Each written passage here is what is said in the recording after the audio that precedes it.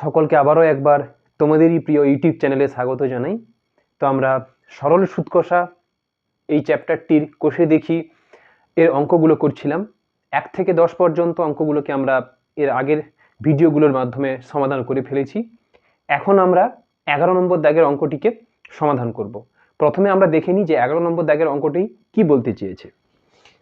দেখো, 11 দাগের যেই অঙ্কটা তোমাকে দেওয়া থাকছে সেখানে বলা থাকছে কি যে বার্ষিক 8% হার সরল সুদে কত বছরে 600 টাকার সুদ 168 টাকা হবে হিসাব করি।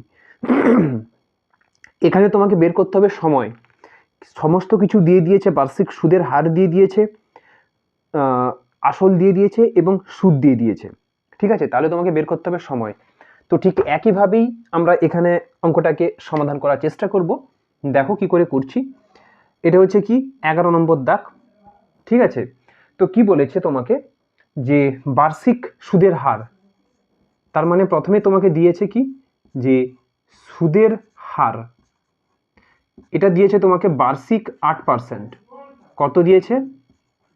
বার্ষিক 8%। ঠিক আছে, আসল কত দিয়েছে বলো? আসল এই পোর্শনটা কত দিয়েছে তোমাকে? আসল দিয়েছে তোমার 600 টাকা। 600 টাকা। আর সুদ কত দিয়েছে? সুদ দিয়েছে 168 টাকা। ঠিক আছে, এখন তোমাকে বের করতে হবে কি সময় বের করতে হবে।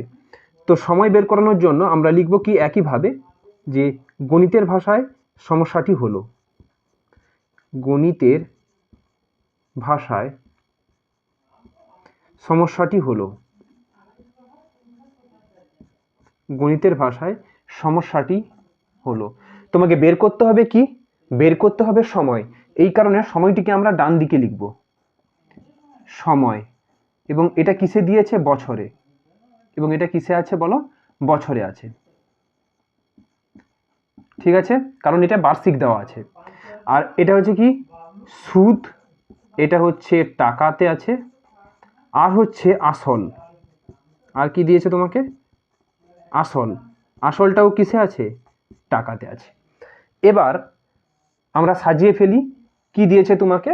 যে বার্ষিক সুদের হার 8%, তার মানে 100 টাকার 1 বছরের সুদ 8 টাকা।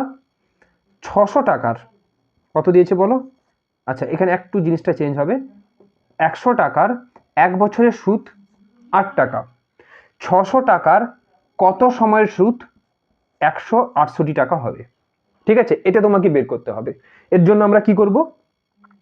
অতএব লিখব কি যে 100 টাকার সুদ 8 টাকা হতে সময় লাগে 1 বছর। 100 টাকার সুদ, 100 টাকার সুদ 8 টাকা হতে, 100 টাকার সুদ 8 টাকা হতে সময় লাগে কত বছর? 1 বছর। ক্লিয়ার? তাহলে 1 টাকার সুদ, এখানে এটাকেও 1 করে দাও, 1 টাকা হতে সময় লাগে। সময়ের সঙ্গে আসলের আমরা সবসময় জানি ব্যস্ত সম্পর্ক, আর ব্যস্ত সম্পর্ক হলে প্রথমে গুণ হবে, তারপরে ভাগ হবে। আর সময়ের সঙ্গে সুদের কি সম্পর্ক হবে? সরল সম্পর্ক হবে। আর সরল সম্পর্কের ক্ষেত্রে প্রথমে ভাগ হবে, তারপরে গুণ হবে। তো এর জন্য কি করব বলো? প্রথমে 100টা কি? আসল। তাহলে আসলটা কি হবে? ব্যস্ত সম্পর্ক মানে গুণ হবে, 1 গুণিতক 100। আর 8টা হচ্ছে কি? সুদ। আর সুদের সঙ্গে মানে এইটার সঙ্গে, সুদের সঙ্গে সময়ের কি সম্পর্ক? সরল সম্পর্ক। আর এটা যেহেতু সরল সম্পর্ক, প্রথমে হবে ভাগ। ক্লিয়ার? তাহলে এত বছর। তারপরে চলো, তাহলে তো আমাকে বের করতে বলেছে 600 আর 168। তাহলে 600 টাকার সুদ 168 টাকা হতে সময় লাগে কত? সময় লাগবে, এটা যেহেতু প্রথমে গুণ হয়েছে আসলটা, এই কারণে এখানে গিয়ে এটা প্রথমে ভাগ হবে। তাহলে 1 গুণিতক 100 তো ছিল, ডিভাইডেড বাই 8। এটা প্রথমে গুণ হয়েছিল, এই কারণে এটা নিচে হবে ভাগ। ক্লিয়ার? আর এটা প্রথমে হয়েছিল ভাগ, এখন হবে এখানে গিয়ে কি? গুণ। 168 এত টাকা। ক্লিয়ার? এটাকে দুটো শূন্য কেটে দাও। তাই দুটো শূন্য কাটলে আমরা এটাকে পাবো কি বলো? 8। 8 দুনে 16, 8 একে 8। 3 দিয়ে কেটে দাও, 3 7 21, এটা কত হবে 3 2 6, 7/2 বছর, অর্থাৎ 3.5 বছর, 3 পূর্ণ 1/2 বছর।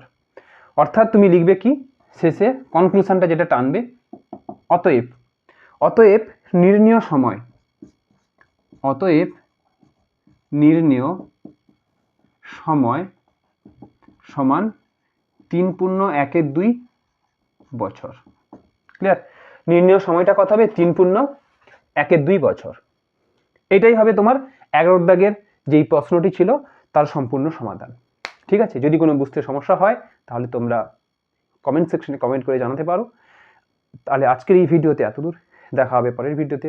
সকলে ভালো থেকো। Thank you.